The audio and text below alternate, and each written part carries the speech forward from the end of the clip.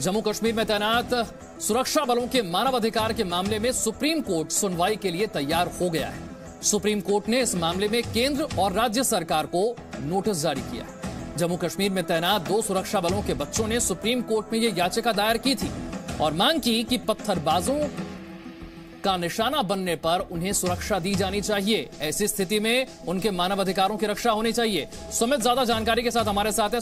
सुमित, आपसे समझना चाहेंगे इस याचिका में क्या कहा गया था जिसके लिए अब ये नोटिस केंद्र और राज्य सरकारों को जारी किया गया है?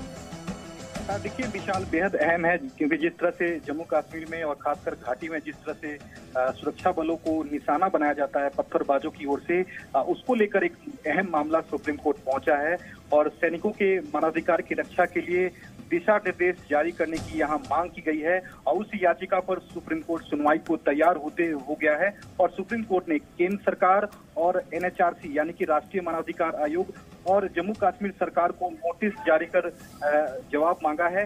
2 सेना अधिकारियों की बेटियों की ओर से ये याचिका दायर की गई है और कहा गया है कि उग्र भीड़ पर अगर सेना गोली चलाए तो FIR दर्ज होती है, जबकि जम्मू कश्मीर में 9000 पत्थरबाजों के खिलाफ केस वापस ले लिया गया।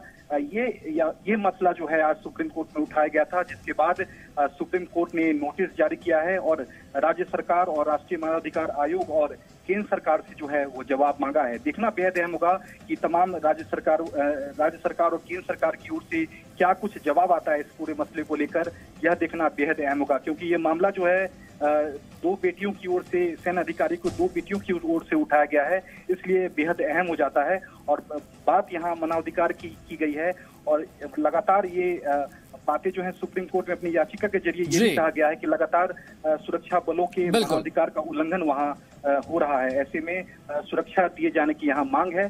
देखना बेहद अहम होगा विशाल की केंद्र और राज्य सरकार का क्या कुछ जवाब सुप्रीम कोर्ट में आता है। बहुत बहुत शुक्रिया इस तमाम जानकारी के लिए।